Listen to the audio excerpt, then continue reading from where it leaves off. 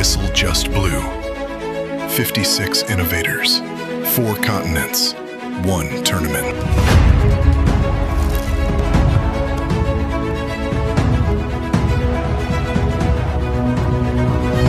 The World Innovators Cup has officially begun. Welcome, welcome everybody, wherever you are right now. Could I get your hands up really, really high, and can we get like a big festive yay?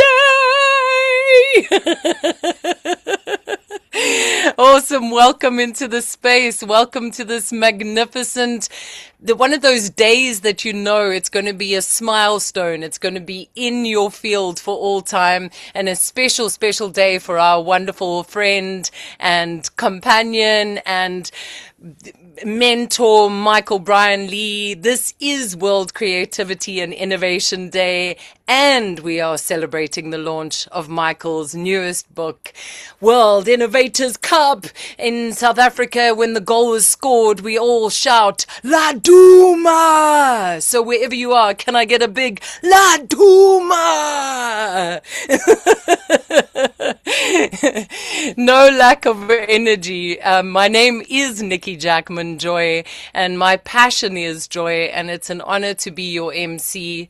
I have been a performing artist for most of my life, and I run a very successful organization in South Africa that uplifts people. Michael and I have co-facilitated a number of times, and it really is my passion to, even in Zoom spaces, make sure that there is a field of joy. So it's going to be a treat to be your MC this special occasion. We are in for a full Year of the Horse race in these next it's not quite 90 minutes. It's 75 minutes with the 15-minute Q&A at the end.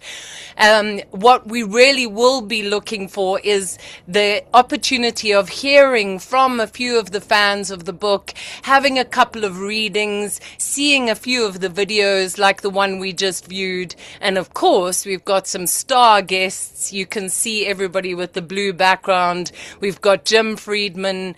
We've got, of course, he is Chief Steward Emeritus of World Creativity and Innovation Day. We've got Jeremiah White, former American national team football player.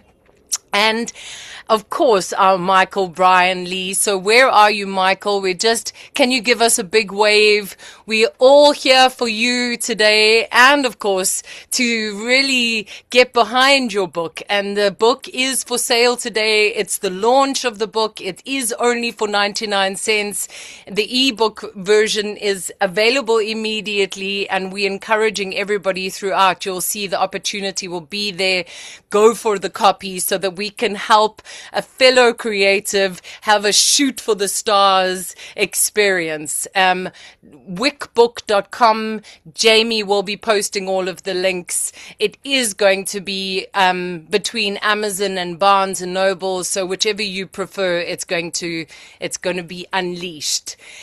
Wherever you are, I would like to just take everybody into their being for a moment. Catch your breath. Ready yourself for a jam-packed power 75 minutes, and like I said, 15 minutes at the end for some Q&A. For those of you who need to go after that, we understand. Discussion is right in. And so I'm going to bring Michael, if he can come into the room with me, and we'll be right alongside each other. Michael, this is a big day for you. Before we say anything, how are you feeling? I am feeling abundant. I think that's the word I'm going to use today. Abundant. And I love that. joy, And hopefully we can help you. Hopefully we can help you with that. So for those of you who don't know, Michael is in fact known as the creative breakthrough catalyst. He's the world's only certified master of creativity and innovation coaching, and is also trained in 8 other coaching disciplines. And he is a certified coach trainer. So he's a #1 best-selling author and has taken the TEDx stage twice. He writes a column on creativity for the Mail and Guardian champion of South Africa and has written also for Forbes. Michael's just one of those, he's a go-getter and he makes things happen. And it's no surprise that he's an international advisory board member of World Creativity and Innovation. And he's spoken at numerous creativity conferences and universities and the Global Speakers Summit. His TV productions have won 5 South African Film and TV Awards, and he was a founding editor of the renowned international literary magazine Traffica. So folks, wherever you are, let's do a virtual big round of applause because he deserves his recent naming of Top 50 Thought Leader in Creativity by Thinkers 360. Yes! Okay, catch your breath, Michael. In your abundant I'm form.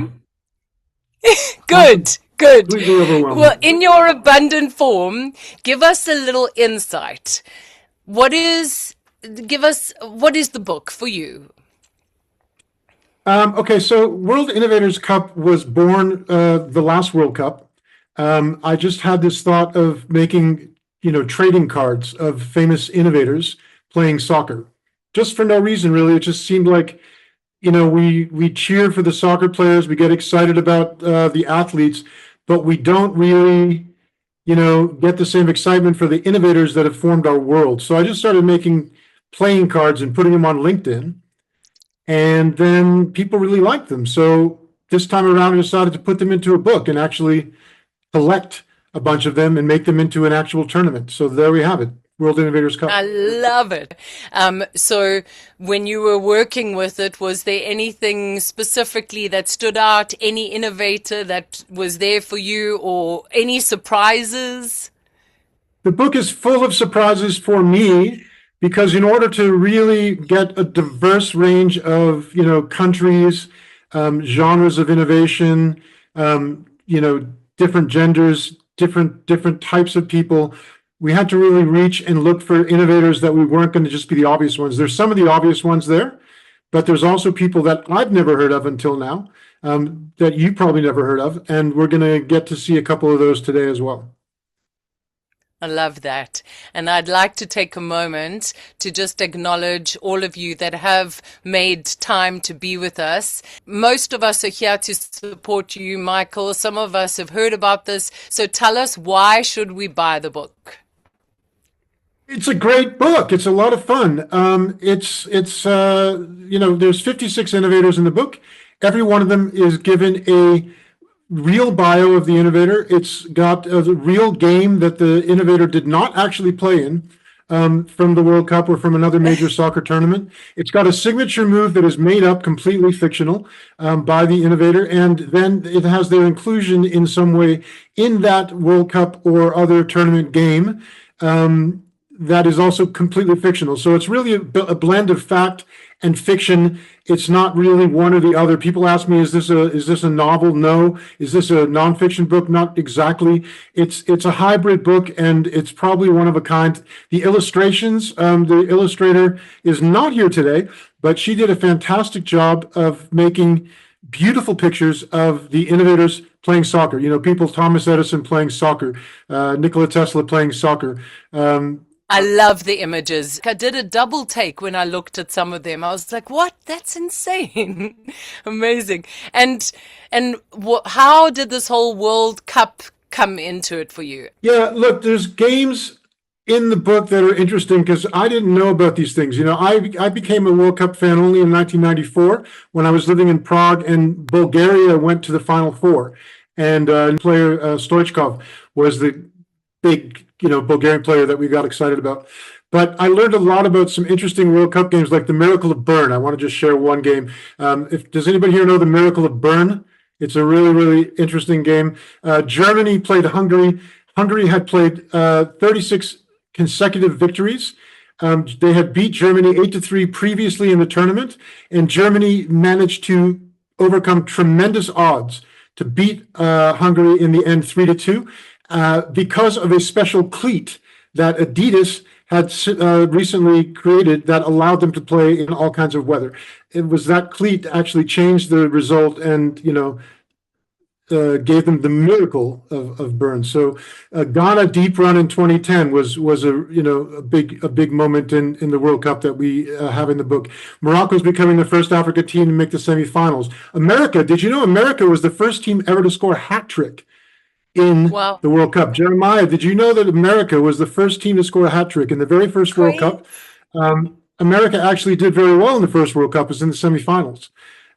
Brazil took home the Jules Rimet Trophy, which was the original World Cup trophy.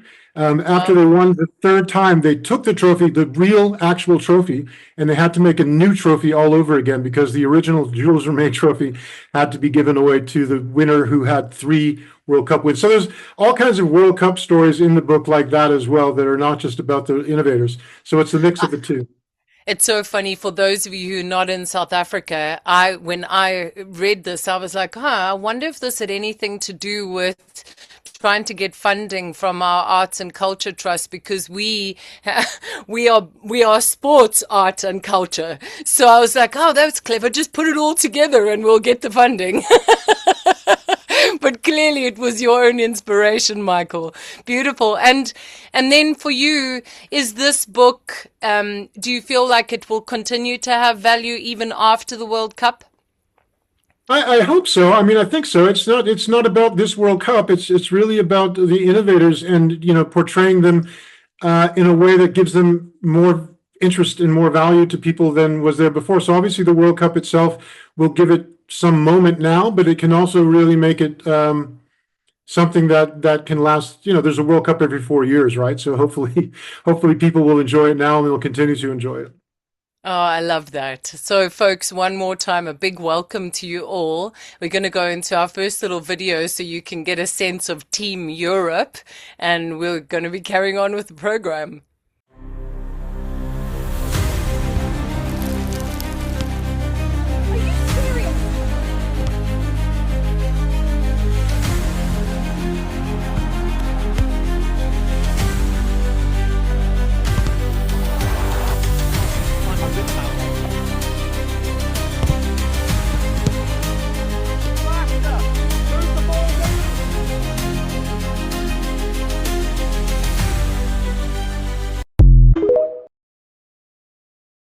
Okay, so we're going to play a little game here. Get your chat box ready. I'm going to throw this question to all of you. If you can remember what you just saw now, who actually was the missing innovator from Europe? Anyone to take a guess? Just throw some guesses into the chat box. I mean, I spotted a few, but I don't know if I could notice who was missing. But anybody want to take a chance? Let's see Well, what we we've already got. got the answer right away. First person, look at that. Okay, good. So, first person, Leonardo da Vinci. Leonardo da Vinci is a great genius, obviously. I think we all know that he was both a scientist and an artist.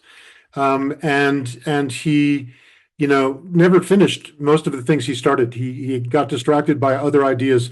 He predicted flying machines centuries before they were actually, created in real life.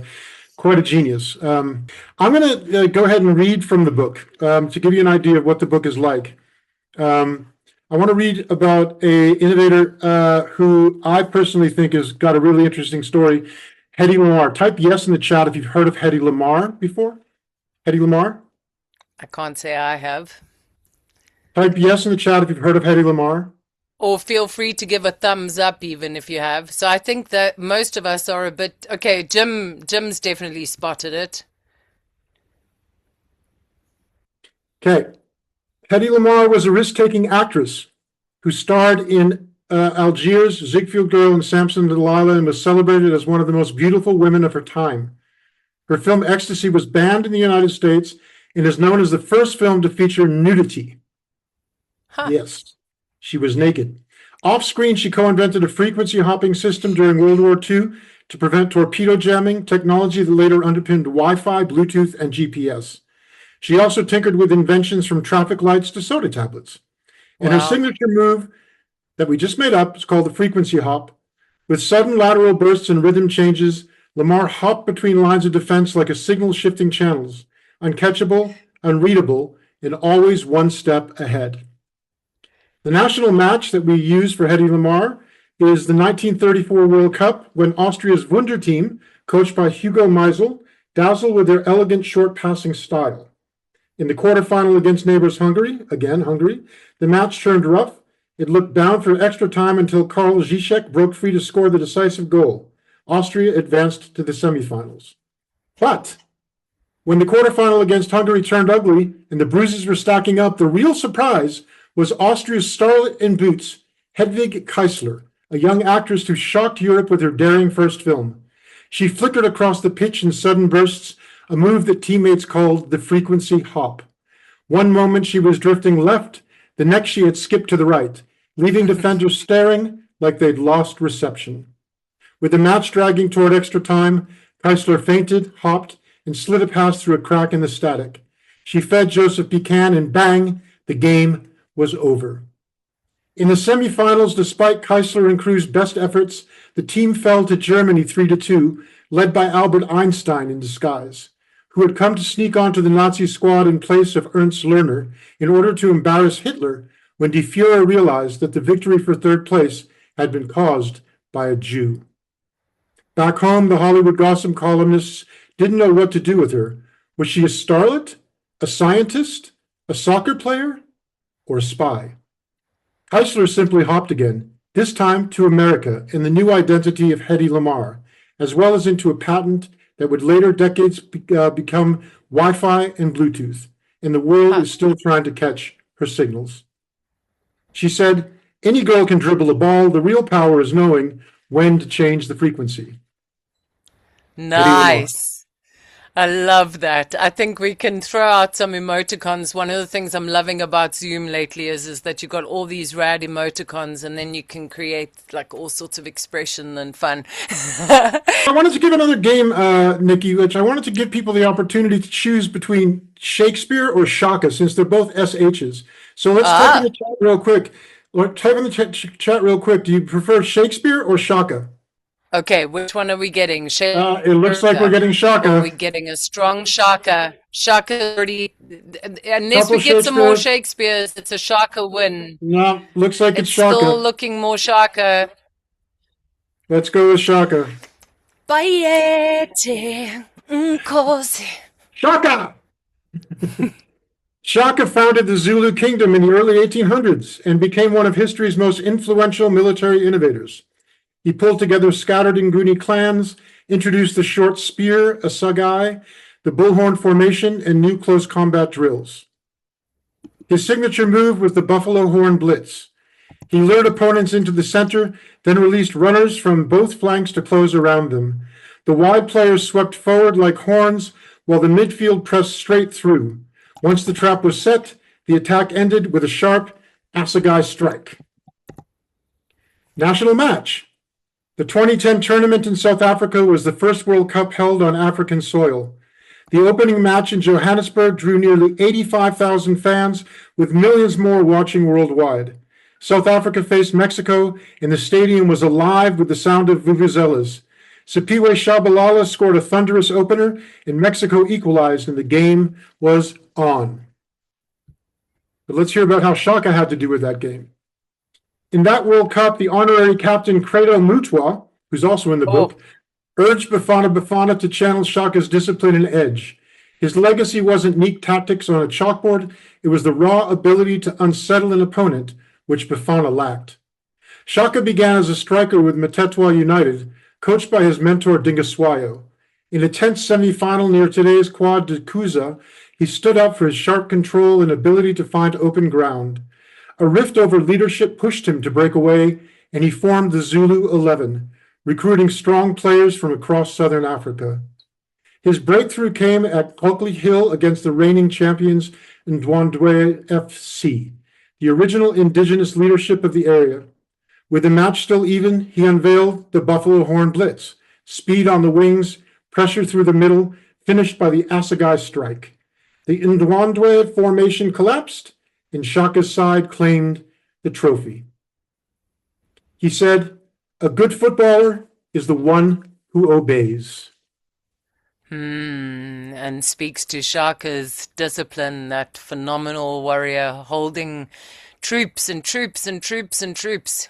Well, Michael, I really love the style, and I couldn't help but envision, like, not too long in the future that you do have the deck of cards, because I wanna have an innovator deck of cards, and then it looks like soccer, and then we all kind of saying, "Oh, look at the sidestep, look at this." I'm like, "Yeah, I just won because I was the most nude. My card was the most naked." Why do we reserve our awe for athletes while overlooking the geniuses who built the modern world? In this visually dynamic book, history's most original thinkers are taken out of the dusty pages of history books and onto the pitch, reimagined as World Cup footballers competing in a high-stakes, beautiful game of ideas. Tesla and Edison jostle for electric position in a high-voltage midfield. Leonardo da Vinci outmaneuvers his foes with the ultimate tactical mind. Benjamin Franklin reinvents lightning-fast strategy, rushing past Ada Lovelace. Sun Tzu designs the ultimate plan, and Genghis and Murasaki Shikibu execute it. Fela Kuti disrupts the system, while Kaldi keeps the stadium's energy soaring with his coffee. Imagine a world where the greatest minds in history get the stadium-sized roar they deserve. Who wins? Grab the book to find out. No, I think it's time for us to ask everybody before we go to the breakout room, just really quick, the question who they would draft if they had to draft the innovator first. Who would they draft first? Let's get them to type that in the chat. Okay, so no pressure, everybody. If you could draft any innovator, who would that innovator be? Your first draft, your first choice. Jeremiah, I'm curious about your first choice. A lot of people saying Da Vinci. Mike says Tesla. Oh, we got Shaka. Picasso, Edison, Tesla. You know, there's some really interesting ones in the book. You know, like, for example, Mansa Musa is the first one on that list there in the screen. Mansa Musa was the richest man in history. And I don't know if people here know Mansa Musa, but he traveled the world building mosques, schools, basically used his money to change the world and literally put Mali on the map. And he ruined the economy of Egypt for over a decade because he gave so much gold away when he was there that the value of gold crashed, and they had a complete, breakdown of their economic system. So Mansa Musa is a great one. But I think what we should do is maybe let people go. And well, there's a couple of other great ones. I can't stop Tesla. People keep typing Tesla. Tesla and Edison have a great rivalry, which is in the book. Even Batuta, we got Marie LaRue. That's really great. Yoshiro Nakamatsu, we got some really great ones in the chat. Yeah. I reckon, Michael, people will have a reason for it. And if we put the breakouts in, everyone's going to have a chance to be able to share. So we're going to do a very spontaneous breakout room space. You're going to be really with 2, max 3 people. And all you're going to do is share why that particular person was your first draft. And you're going to monitor the time because it's not a lot of time for us to share. So let's call it, what's the total amount of time that we have, Jamie? 2 minutes? I think we have 2 minutes each. I'm just, 2 minutes each. yeah, so 2 minutes each. Okay, fantastic. So you're going to be thrown into a breakout room, and it's a quick one. 2 minutes in, and then share Shaleza, and then straight back out here with us again, so we can keep going. So let's see what happens as you get your invite. Throw yourself in there, South African, for throw yourself into your room. I chose Gutenberg because he printed. I missed that. I missed that. Yeah. And why I did you chose choose Gutenberg. him? Because he's the coolest. He was printing, and I'm like into it. I'm now collecting and setting and designing all these materials, learning materials from ever and ever. And these guys are actually in my mind, you know, on how to display it proper and with the aesthetics. And yeah. Do you find that you're already inspired and has it affected your creative, innovative works? The imagery that I give to a task, is that what you're asking? Yeah, I mean, because he's your chosen innovator, like, Well, how's it no, done? Yeah. see, I'll tell you what basically it was this. I was just this week creating for the first time three AI agents, me and my chat GPI person, okay? And it's the first time, and it's been on my list for a long time, but I was afraid of actually doing it. So there's three. One is the writer, one is the editor, and one is the publisher. Each one of them got its own focus. And I got, man, plenty of stuff, old sermons, old learning materials, you name it, of 20 years of a rabbi. Now it Wow. needs to come, pa, pa, pa, pa, pa, pa, pa. Okay, and I know I will never go via it alone. I got to just give it to the computer to do, you know? And then I've Extraordinary. said, so the first one I've named him, come back to the naming, I've named him Tubal Cain. Tubal Cain. This is like the anvil and the fire, it's like a biblical name. As the master of all smiths, metal smiths. The designer one, the fine tuning one, is called Petronius. It was a Roman aristocrat, Petronius from Quo Vadis, for those who remember. And the third one, I called him not Gutenberg, but Bomberg.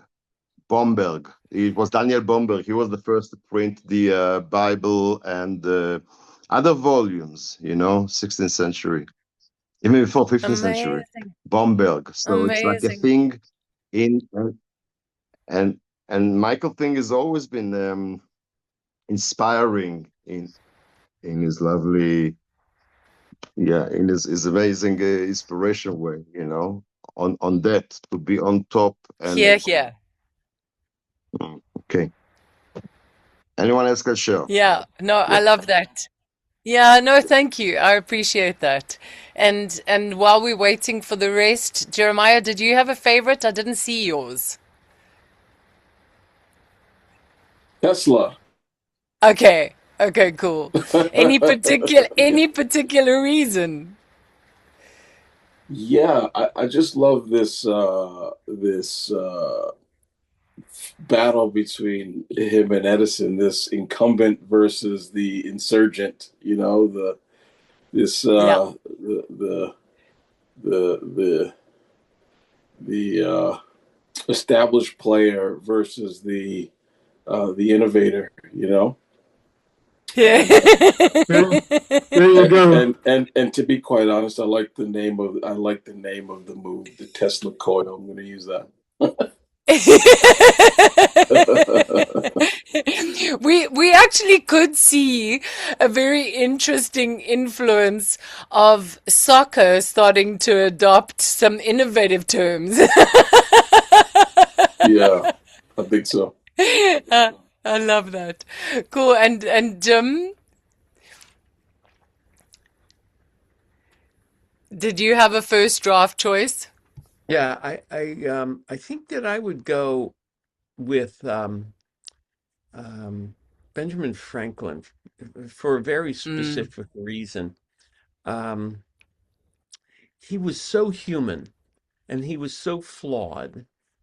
Um, he had two cats and he invented the pet door, and he was the first to cut a hole in the door, put a hinge on so that the cat could go in and out. The interesting thing was he had two cats. One was a large one was a small one. So he cut a small door and a large door. And then it came to him that the cats could actually both go through the same door. And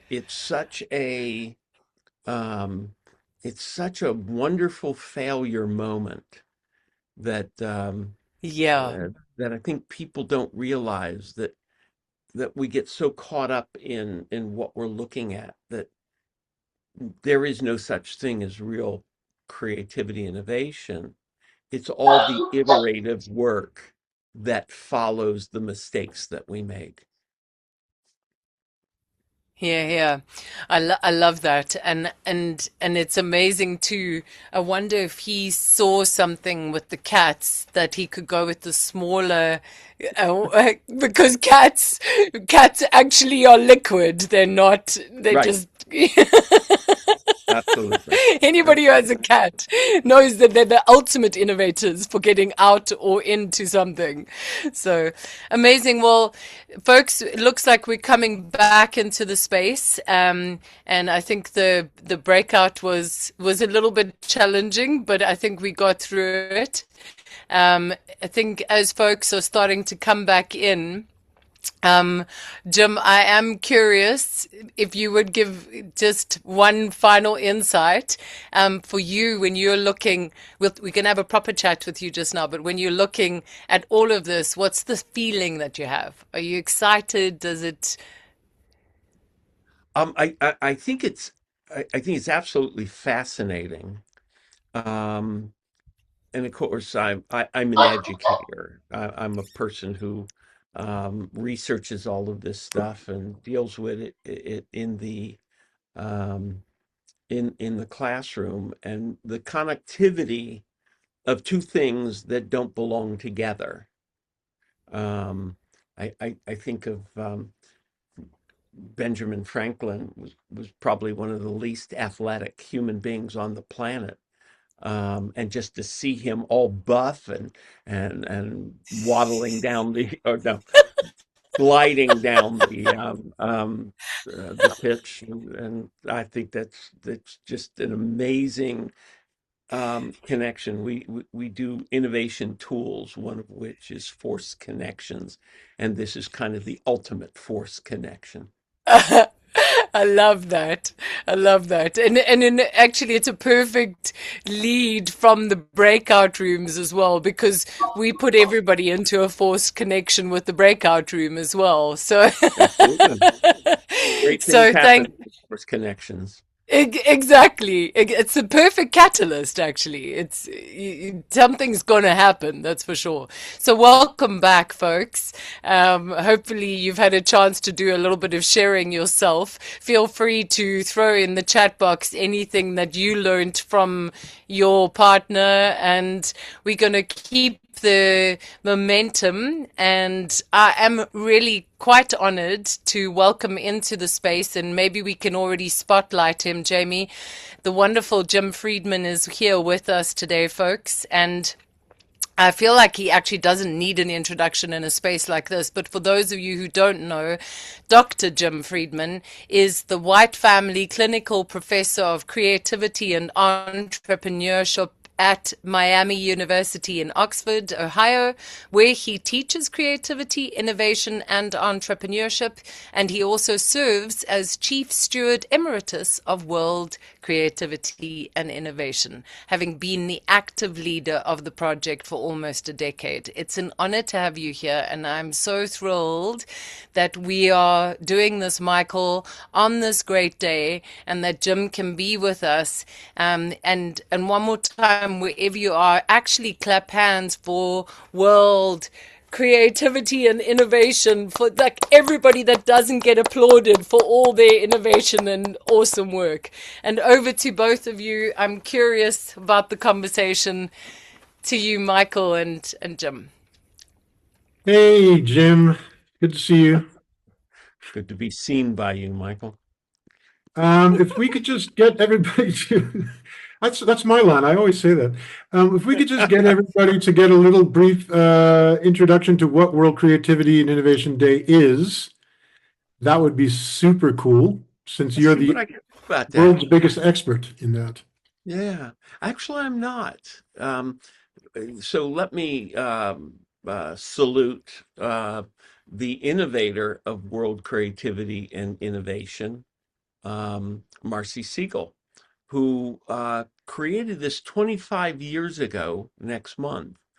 Marcy believed in how much could be done wonderfully with the world through creativity and innovation. So she created this day and this week. This is not just World Creativity and Innovation Day. This is the final day of World Creativity and Innovation Week. It began on April 15th, 1 week ago, and because that's Leonardo da Vinci's birthday. And so for 1 week, we celebrate World Creativity and Innovation for everyday creativity. And that's important because all of us are creative. And so we celebrate within, um, let me go to World Creativity and Innovation Day, which is today, because it's the day before Earth Day. And Marcy's belief was that we could use creativity and innovation in order to save the planet, to make things better. So there are actually two different organizations at celebration today, the day that the World Innovators Cup is released. So creativity, I would like to make a pitch to all of you, because creativity is not something that we do in a moment. Creativity is something that we do as part of our lives. It's our lifestyle. It's how we raise our children. It's how we make decisions. It's how we live our lives. And if we are more cognizant of that, if we're more aware of that, if we work more intentionally on that, you come up with things like this book, which is creativity. And again, there's very different thing about creativity. Creativity is thinking. Innovation is doing. The reason we know about the innovators in this book is because they actually did something. Creativity is kind of worthless without innovation. And innovation never works without creativity. So that's, people always ask, can you actually teach creativity? A lot of people believe that creativity is art making. I can sing, I can dance, I can write, that kind of thing. But it really is about the way we think. Michael Lee, you have your hand raised? I don't know that that's not me. There's I another think that's my Michael mother. Lee. Yeah, I think she was actually just trying to express an emoticon. So please carry on, gents. Oh, And Michael Lee, the other one, if you do need to chat, please throw in a chat. Jim, can I ask you quickly? Just to be self-indulgent. You wrote a blurb which is on the back of the book. Um, can you tell us what you said generally about the book? I read a blurb or I wrote a blurb? No, you wrote a blurb I which is on wrote the a back blurb. of the book. Yeah. Absolutely. I haven't received the check for that yet. No, it's in the mail. It's in the mail. I'll be waiting for it. I don't remember what I wrote. I honestly do not remember what I wrote, but I probably had to do with how wonderful I saw um, the inspiration for this, how interesting this was. The thing that I loved the most, the thing that I loved the most was was the imagery, um, the graphics, uh, bringing those people to life in a world in which they kind of don't belong. Anachronistic is the word that I would use if I was actually an academic. I think it was brilliant, and I think it brings them to life in very different ways. So, Michael, what did I really say? It was fun, funny, inventive, and way to share creativity creatively. That's what you said on the back of the book. Oh, I meant it completely. So, Nice. no, I think it's a wonderful book, and I wish you the best of success with it. Thank you, Jim. Thank you for coming and being here with us. It's really an Thank honor. you. And Yeah. thank you all. I appreciate you joining. Happy World Creativity Innovation Day and week to all of you. It has been an absolute pleasure to serve at the head of the organization for quite some time. It's where I met Michael. Um, and I'm actually very much looking forward to your next book, Michael. Thank you, Jim. Yeah, We'll yeah. I we'll have love another that. party for that one. Yeah, absolutely. Hey, Exactly. And Jim, thank you, thank everybody. you. Enjoy the rest of your day there, and thanks for joining us. And Appreciate it. folks, it's such a treat to be able to have had Jim with us. So a big send off to Jim. Have an amazing day, and yeah, thank you for your insanely inspired works and helping many innovators and creatives get on track. So yay!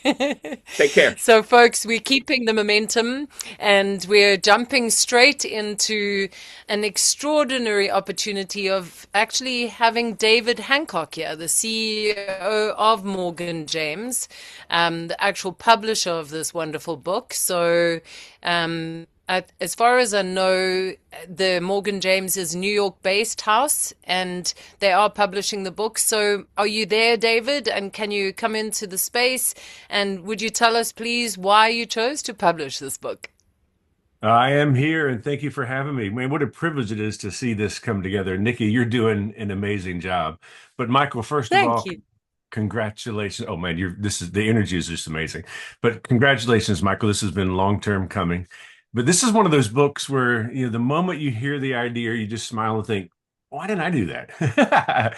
But when this came across my desk, what grabbed me wasn't necessarily just the creativity, it was the freshness.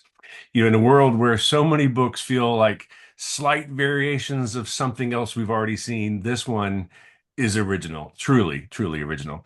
I mean, where else are you going to see Einstein charging down the field, Mandela commanding the midfield, or Frida Kahlo reimagining what it means to guard the goal? It's unexpected, it's playful, and yet it's surprisingly meaningful. So that's why we truly said yes. But 80% of our decision is Michael.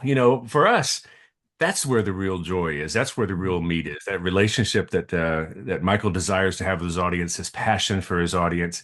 Who is he? What is he doing, and why? That's the joy that makes us say yes to a good manuscript. But here's really why we said yes. It's because underneath the fun, and there's a lot of fun in here, as you'll see as you start to read the book, there's something deeper going on. This book invites us to see those historical figures not as distant names in a textbook, but as a living, breathing personality, competitors, teammates, leaders, strategists. And in doing that, it does something powerful. It reconnects us to creativity. It reminds us that innovation isn't locked away in the past. It's not reserved for geniuses. It's something we can all step into. And now, thanks to Michael, it's easy to do. And what I love about this book is that different readers are going to walk away with different things. A soccer fan is going to enjoy the matchups, the imagination, the storytelling. A student or an educator is going to enjoy the rediscovering of history in a way that actually sticks. And a creative and entrepreneur like me is going to see the patterns, how great thinkers approached problems, led, adapted, and changed the game. And maybe most importantly, it gives me permission to think differently. To ask, what if history looked like this? What if ideas could compete? And what if creativity was something we played with, not something we overthought? That's the magic of this book. And Michael, you didn't just write something entertaining. You created a concept that can live far beyond these pages, far beyond this World Cup. And this is the kind of idea that sparks conversations, classrooms, content, and of course, what we love the most at Morgan James Publishing is community. So I just want to say how proud we are to be a part of this with you, how excited I am for readers to experience, because once they do, they won't just read it, they'll start building their own teams. I love that. Thank you, David. Thank you so much for saying all that. Absolutely. Absolutely. Thank I'm you. a writer too. And thanks for getting the book out. Yeah. Okay. I think it's time we get to pitch now. What do you think, Nikki? I think so. And I think everybody, we should just be bold and get our phones out and be ready. It's over to you, Michael. Okay, now's the time I'm going to ask something of you. I'm going to ask you to get the book. The good news is today it's on special for 99 cents for the ebook. And each of these counts as a full sale. So it's a great deal, but it's also great for us because if everybody in this room right now, there's how many people here right now? About 70 people? Yeah, about 70 people in the Right room. now? Yep. If everybody in this room buys the book, whether you get the ebook for only 99 cents or whether you get the soft cover, which is also discounted at Amazon, you can you can make a big difference. You can help us be a bestseller and actually make the book last and be something that spreads and gets around. So I'm going to make a couple offers to encourage you if you haven't yet got it. You can order a book. If you order one today and you let us know you got it today, I will include you in a group coaching session around innovation that we'll put together later. And secondly, if you decide to buy multiple copies for your friends, whoever buys the most copies today will end up with a free coaching session one-on-one, which is worth a couple $100. So there's actually, if you buy 200 ebooks, you'll still get your money back. So I love that. go to the link in the chat, and you'll notice, by the way, in case you're slow about it, that behind me on the screen when I'm there is also the same QR code and the same link. But if you go to the link that's on the screen right now, you can order it. When you go to that link, someone seems a bit confused because they're not getting it to Amazon. When you go to that link, it'll take you to a place with buttons where you can choose Amazon or Barnes & Noble. If you get stuck and you can't get that button to work for some reason, or you get lost there, don't worry. At the end of the session, we'll give you a link and we'll email it out as well.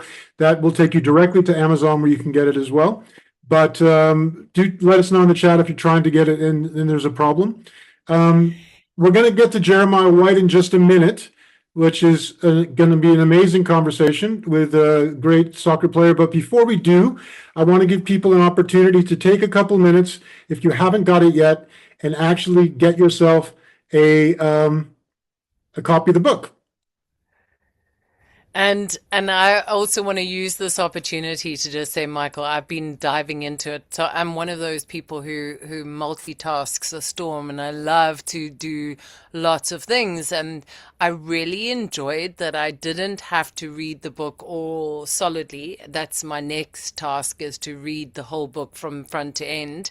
But to actually just dabble in it and have a look at one and then go, oh, whoa, hang on, Greta Mutt was here, and then dive into that. And we're like, oh, what did you say about Frida Kahlo? And I think the thing that maybe surprised me, and I'm actually curious to hear what Jeremiah is going to say with you as well, is that I was actually learning about real games as well. And I think that was a very interesting weave that you did, So yes, obviously you used some creative license there, but the games were the actual games, right? You helping us to understand that at that particular point, Germany was at, and these are the type of, right? There was some poetic license, but help me with that. No, yeah, it's the games are real games, and then there's a lot of poetic license, but the players, are not really playing in these games. These innovators are not actually soccer players, in case you're confused. It is, the website is bombing due to intense traffic, Greg Sorrento says. That's a good thing. That's a good thing. Thanks for that, Greg. Thanks, everybody, for being patient and trying again. Jamie, can you do us a favor and just pop in the chat the direct link to Amazon so people can go directly there if they need to? Amazing. And I know another friend, Michael, that did a similar thing with their book launch, and it's amazing what we can all do for each other as creatives and innovators too. To just say, okay, fine, I am buying 3, 4, 5, 10 copies because, I have got people that I know will enjoy this. And what a wonderful way to be able to send the sales up so that you can get the bestseller mark. And then we all know what that means, is that you're profiled, and then, it's so much easier to sell that many books. And if you're living the abundance word, then may that be for you, Michael.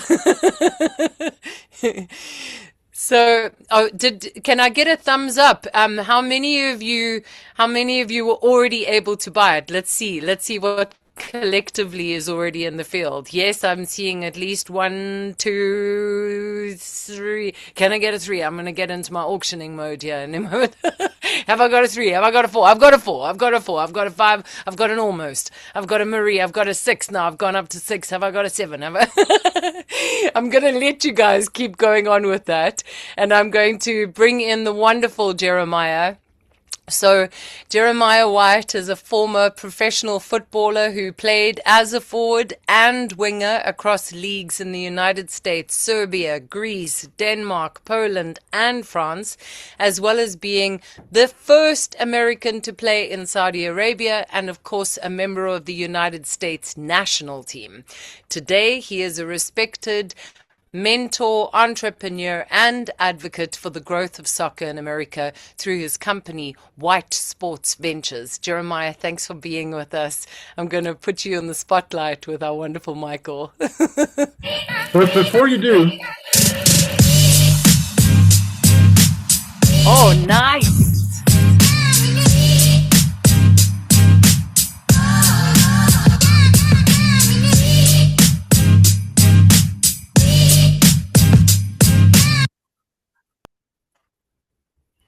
Nice. I love that. What an intro. Jeremiah. Wow, if I was that fit today. Thank you for that. And this is fantastic. And I'm really thrilled to be here.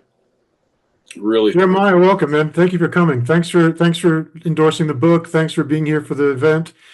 Tell us about innovation in soccer and how they go together, and why you endorsed this book in the first place. Yeah, I think this book is number one. It's refreshing, right? It's we on one side we talk about we take the academic approach to learning about innovators. On the other side, we study the game, and there's not really any connective tissue or a book that or an opportunity for us to kind of cross pollinate.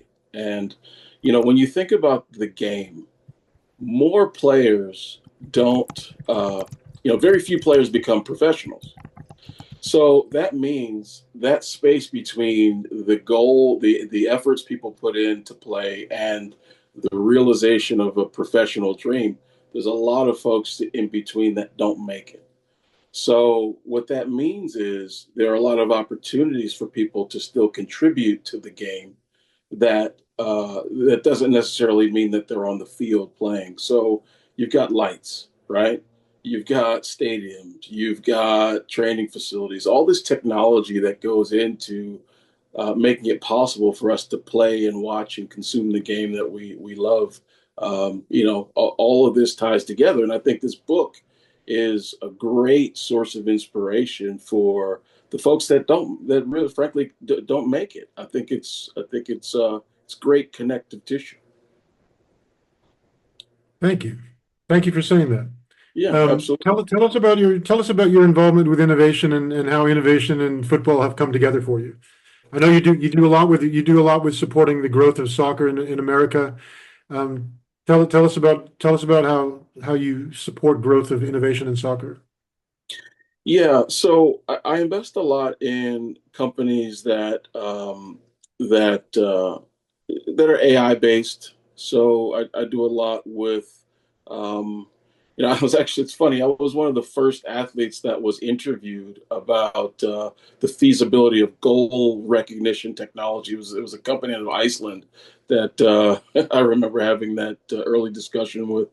But basically, what we try to do is we try to inject technology to make every aspect of participating in soccer quicker, leaner, cheaper, more accessible. And that's essentially what we do. So, for instance, there's a lot of, especially in the U.S., there are cost barriers. And my objective is to use technology to eliminate as many cost barriers to participation as possible.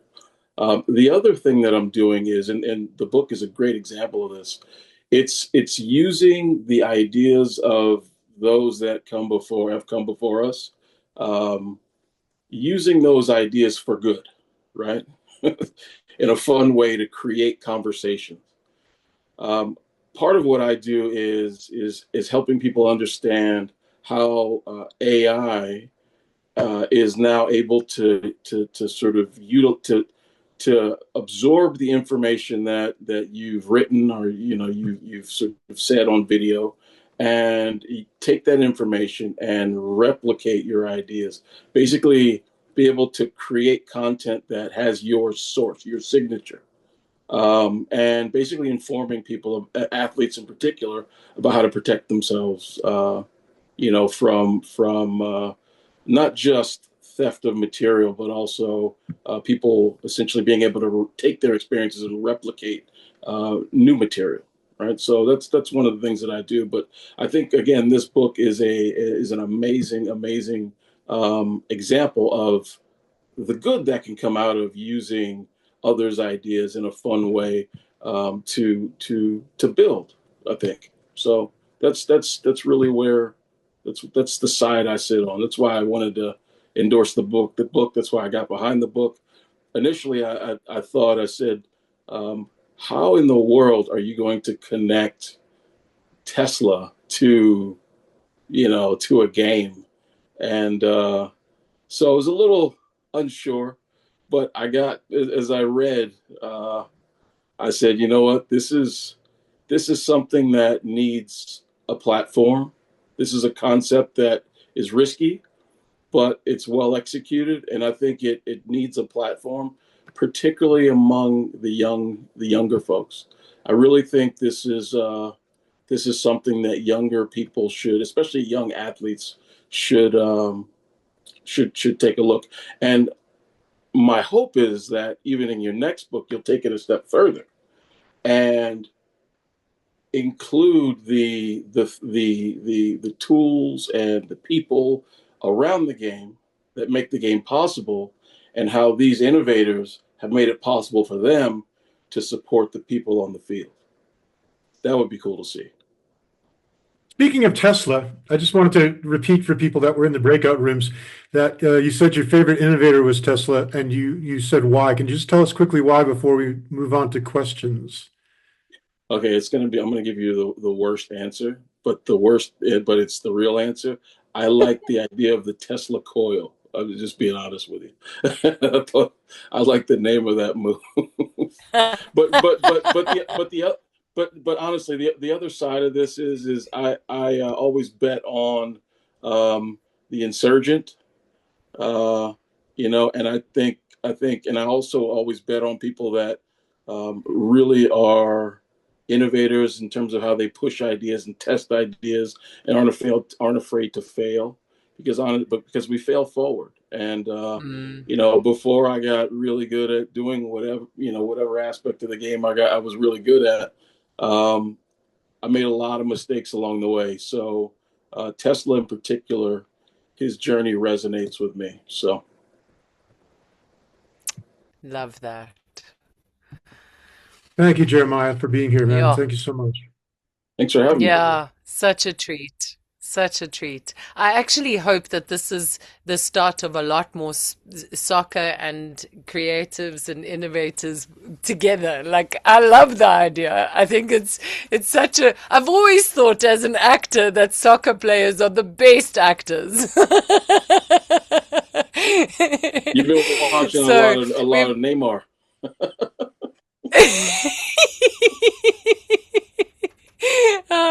So, folks, it's lovely to get the interactivity, and it's so wonderful that you've been buying the book. Thank you for that.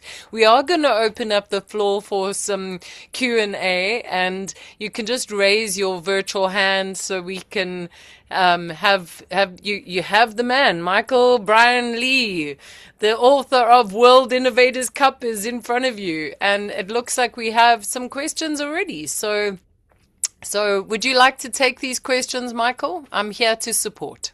Sure. Yoka, go ahead. Michael, well done.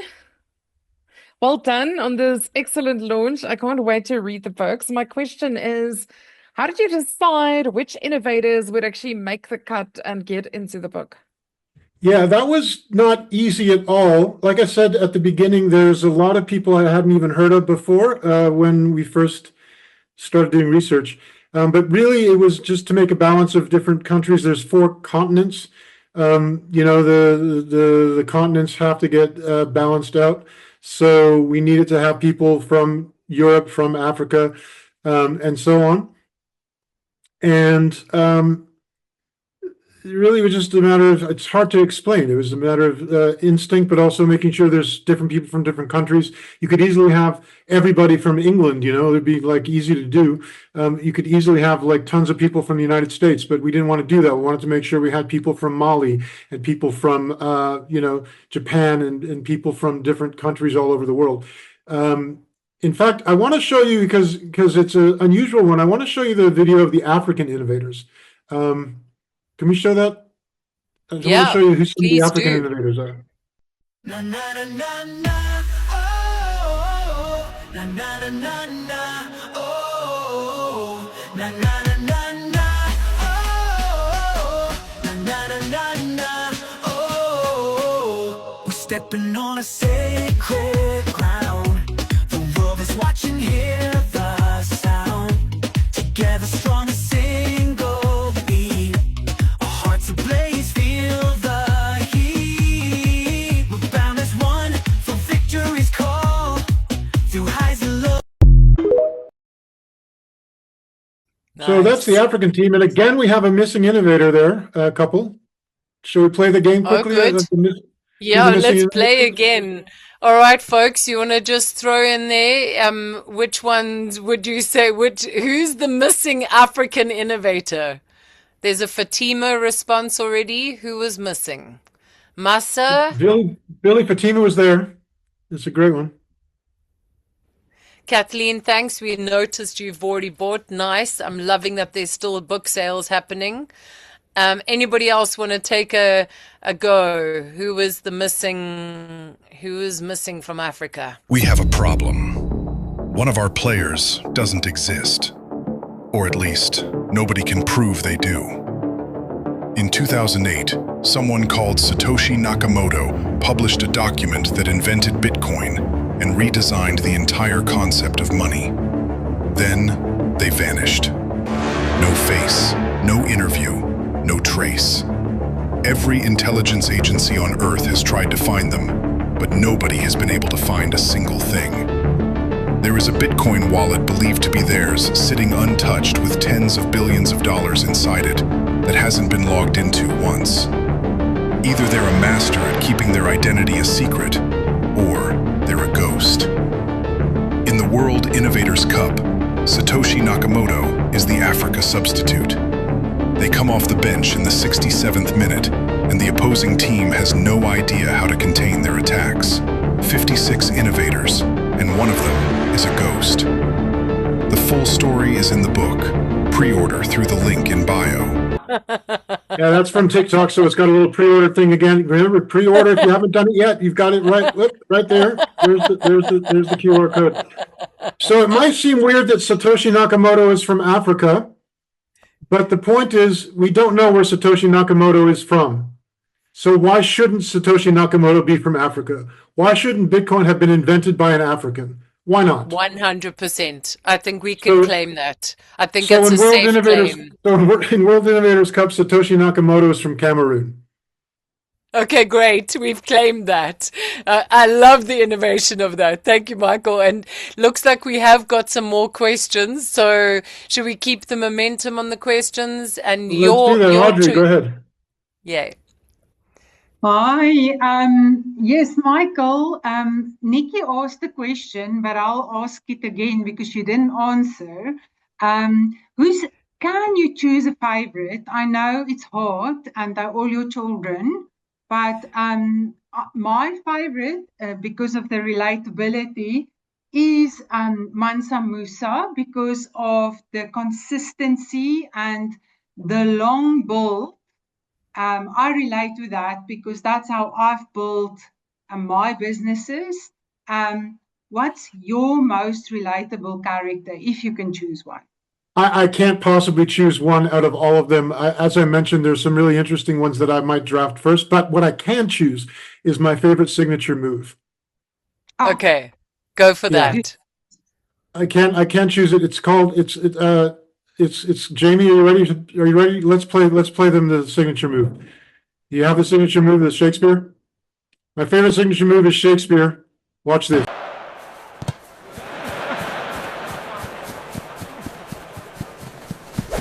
To thine own self be true, and strike thou must.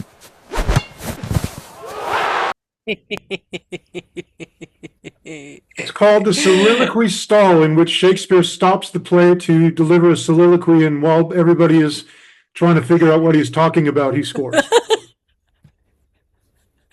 I love that. Nice one. Oh, fantastic. Thanks for the questions. And it looks like we still got a couple more. Are we going to just go for let's a get couple one from more? Milton. Yeah, let's get Yeah. Milton. Fantastic. My brother Milton, go for it. Congratulations and hello to everyone. What a great, great concept. I can't believe that there are people who are so smart to come up with something so beautiful, so relevant. So well done, Michael. We're doubly proud of you. And we'll be sharing the book with others who will buy for, not just for ourselves. My question is it really a competition, and who wins? Thank you so much. Okay, Milton, first of all, I'm not going to tell you who wins. Otherwise, you don't have to read the book. But there is a competition. There are games being played. And I'm going to read you a little bit about the game in the competition. Ready? Yeah. Okay. It's from the Africa-Europe game. I'm not going to tell you which game it is, but in the 63rd minute, Ada Lovelace loops a program pass to Da Vinci, who paints a finish as beautiful as the Mona Lisa, and all the spectators' eyebrows fall off. Europe 2-1. But Africa refuses to fold. Fatima Alfiera has drawn up a cerebral play, and Mansa Musa calls for his players to execute it, offering piles of gold to the one who can deliver.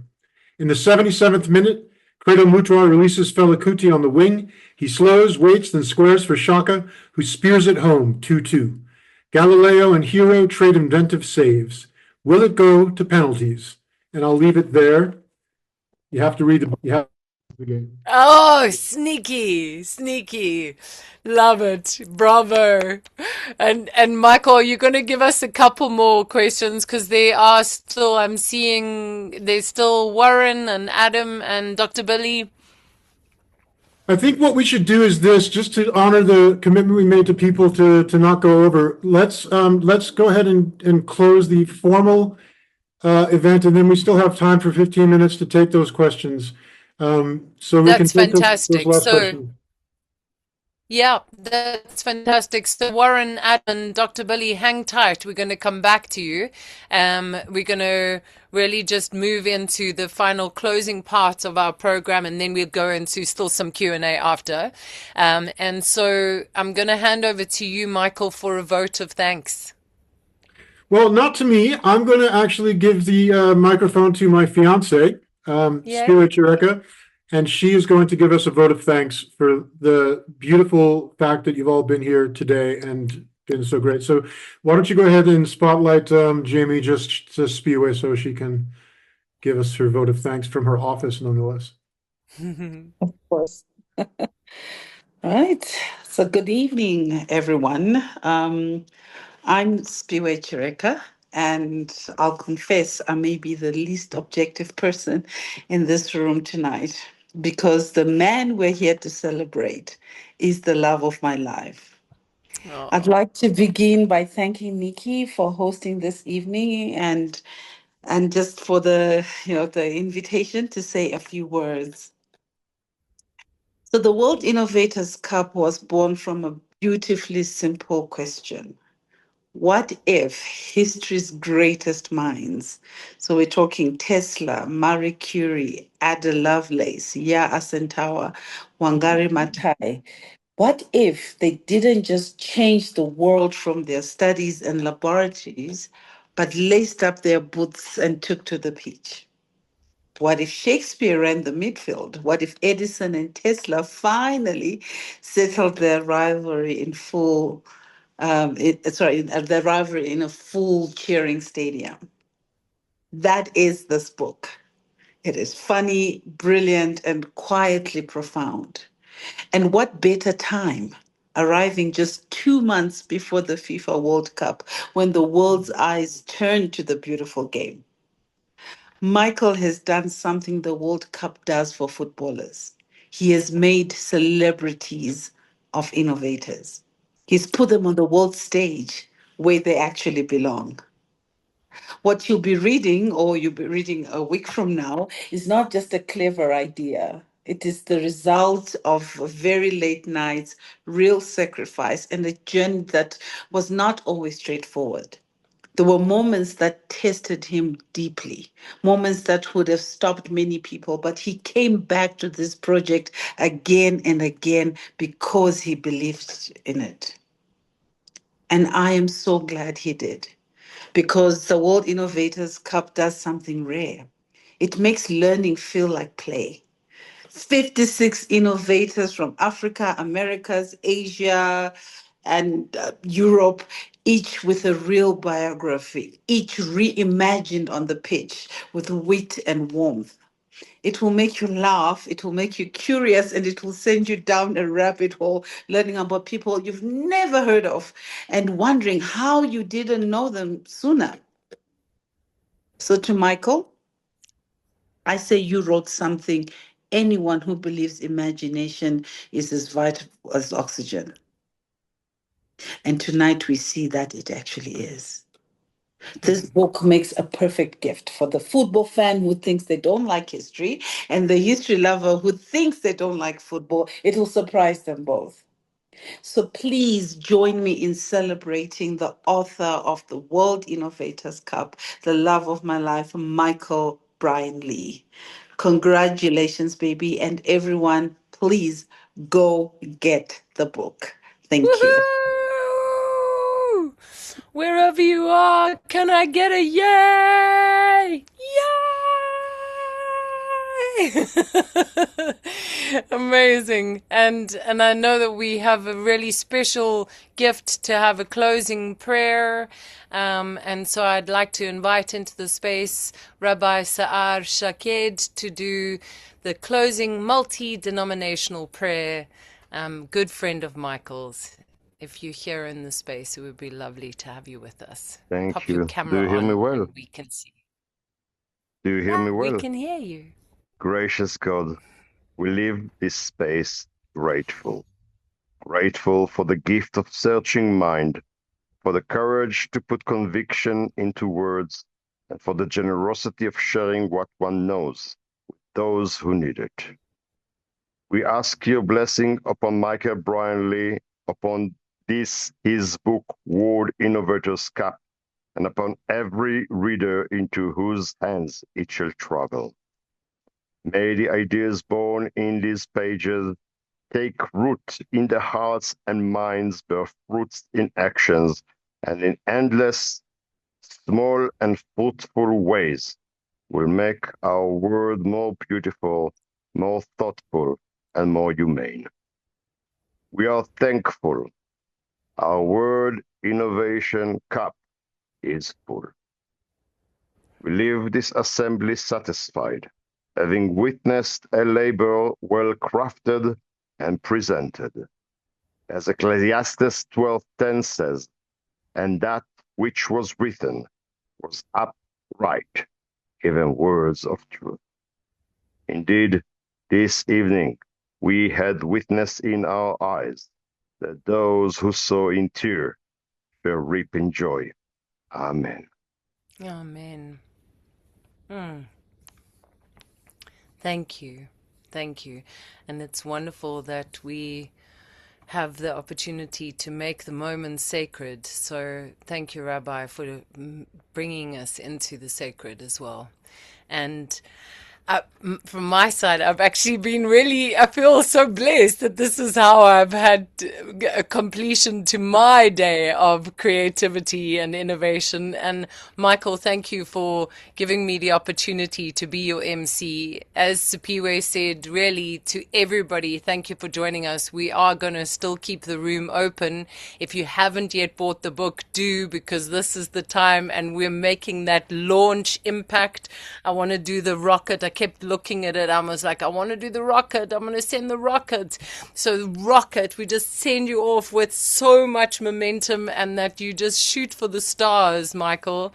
And that this is really the beginning of the next level of your personal life story, that it's a start of a very exciting, abundant chapter that just shoots for the stars. From my side, we are going to go into the Q&A, kind of just casual chat side.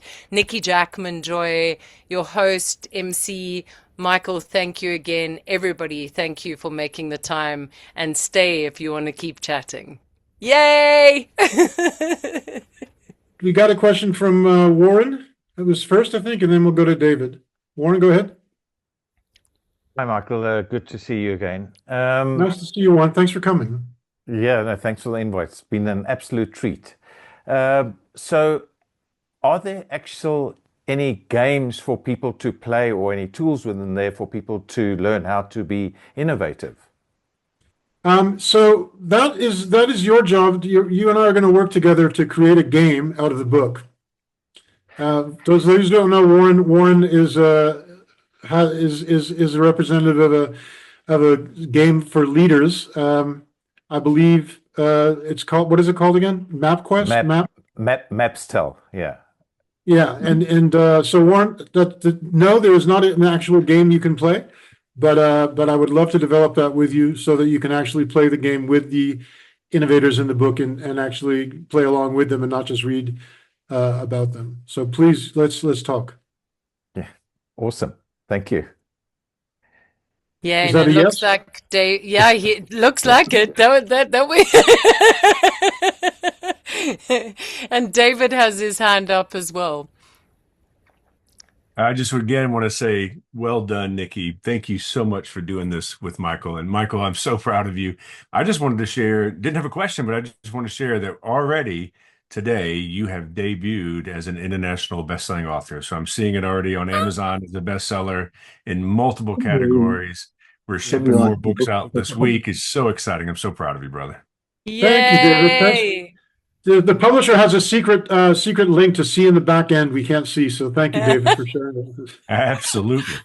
This has been great. I love that. Really been great. And David, I actually appreciate you saying it because one of the things we innovated was a little flip the script on kindness not being random, and that actually we could have arcs saving the world again, and that they should be acts of remarkable kindness. So we can all share that we did a solid kindness by supporting another creative, and now look at that. That's right. We sent him rocket ship right to the top. That's right. Hashtag arc.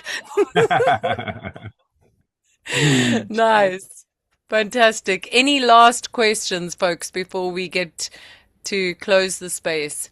We still got a few minutes. Hey, Cynthia. Hi. Nice to see you. Hi, Michael. Yes, I'm speaking to you from Washington, D.C., but we'll be in South Africa next week. So hopefully we can find you and hear all about what you're doing at some point. But I'm glad that I received a notice about this book launch and just saw it when I finished my other Zooms and classes and other things that I was doing. So I was only on for the past 20 some minutes, but I've gotten a lot out of it, and I'm excited to be able to get the book from your website. So thank you so much, and congratulations on that and your engagement and all the good things that it sounds like you're doing. All the best. Oh, no question. Just that. Some inspiration. What a Thank you, blessing. Cynthia. Thank you very much. It's really, really kind of you. Wonderful. I wanted to find out, is this like a spoof to the world on soccer and how ridiculous it is that we spend millions on a soccer player kicking a ball around and yet not the same millions on innovation? And there's so many innovators around the world who just cannot get access to that kind of funding. Well, I would not want to put down the soccer players who are doing that. I think they definitely earn their keep, especially Jeremiah. But definitely the point of the book was to show that we need to value the innovators equally as much. And, some of these people have really shaped, well, all of them have really shaped our world. They've given us the world we live in, and we don't give them the millions of dollars of value of love and abundance and joy and excitement that we should be giving them. So yes, Isabel, it does make the point. I think the idea is very much, let's give the abundance and joy and excitement to the innovators that made our world just as much as we would to, Lionel Messi and Cristiano Ronaldo. And who was your most controversial pick? Most controversial pick? Selection. Okay, Satoshi Nakamoto was obviously controversial because he doesn't exist in the same way that a real person exists, in the sense we don't know who he is, and making him African. But I think probably the most controversial might be Kaldi, the coffee. You saw him in one of the videos. The Kaldi probably doesn't exist. He's probably a made-up figure. But he was the inventor of coffee, or the discoverer of coffee. And of course, coffee drives the world. Without coffee, there is no innovation. So although an obvious pick, a necessary pick, and by the way, Ethiopian, so important because we didn't have any other Ethiopian innovator in the book. Kaldi was probably, I'd say, controversial in the sense that maybe he doesn't really actually exist historically. Michael, it's really a treat working with you. I think that your attention to detail makes me even more excited to read the book meticulously, because I know that there's hidden gems. That's just your nature. So I also would like to spotlight Jamie. Please put yourself here, and Jeremiah and Jim in Jim's absence. They're just the extraordinary team that we've been pulling this together, and Jeremiah coming into the space, and in Jim's absence, if everybody can just give a big round of applause to this beautiful team that pulled this together, and Jamie for being on it with the tech. Thank you, everyone, and tell everybody, let's help Michael to shoot for the stars with this, and let's help put more innovators right into the conversation of the World Cup, so that FIFA isn't just about soccer. Suddenly we're going to be going, okay, right, but did you hear about the World Innovators Cup? So from my side, Michael, thank you again, and everybody have a beautiful day, evening, whatever it is in your time right now. Be blessed and keep creating and innovating ways forward. Michael, last word to you, brother. I only have one last word, which is thank you very much, Nikki. Thank you for doing the job you've done and giving us the beautiful joy and energy you've given us. Thank you to everybody who's still here for being here.